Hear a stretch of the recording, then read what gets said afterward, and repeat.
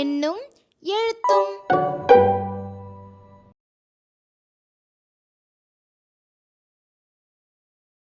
தொடர்கதை. பெயரா செயலா?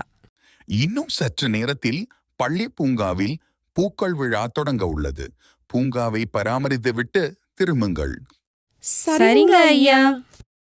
செடிகளுக்கு தண்ணீர் ஊற்ற வேண்டும். பப்ளு, இது உன் முறை. இவ்வளவு முறைத்தால் போதுமா? பப்ளு ஏன் முறைத்தான்? பெயரும் வினையும் என்ன அகராதி பாருங்கள், விடை கூறுங்கள். அட, நினைவுல வச்சு எந்த அகராதி சரியா எடுக்கிறீங்களே. பாருங்க, என்ன சொல்லுக்கு பார்க்க போறீங்க? முறை.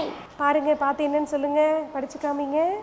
ஒருவரை அடுத்து ஒருவர் என வரையறுத்து அமைக்கும் வரிசை முறை. மருத்துவரை பார்க்க தன் முறை வரும் வரை காத்திருந்தான். முகத்தை கடுமையாக்கி கொள்ளுதல்.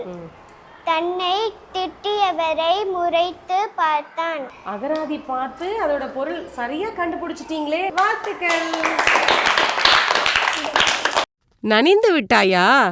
வெயிலில் சற்று நேரம் காய். கூடையில்தானே காய் உள்ளது. பூக்களை பறித்தாகிவிட்டது. இதை அளக்க என்ன வேண்டும்? படி. சரி.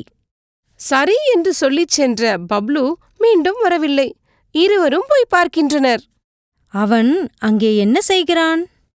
அளக்கும் படியை கேட்டால் அவன் புத்தகத்தை வைத்து படித்துக் கொண்டிருக்கிறான். ஆ, அங்கே ஆடு. எனது ஆட்டம் எப்படி உள்ளது? அங்கே ஆடு மரக்கன்றுகளை மேய்கிறது என்பதை சொன்னால் ஆடவா செய்கிறாய்?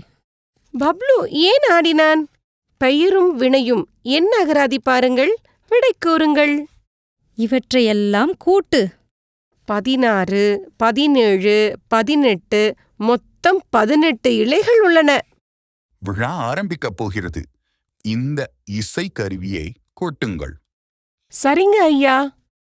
பப்ளு ஏன் கூடையில் கொட்டினான்? பெயரும் வினையும் என் அகராதி பாருங்கள், விடை கூறுங்கள். விழா தொடங்கிவிட்டது. இவ்விழாவில் நாம் அணிய வேண்டியது எங்கே? அதோ உடை. சரி. ஆ, பானை. பப்ளு ஏன் பானையை உடைத்தான்? பெயரும் வினையும் என் அகராதி பாருங்கள், விடை கூறுங்கள்.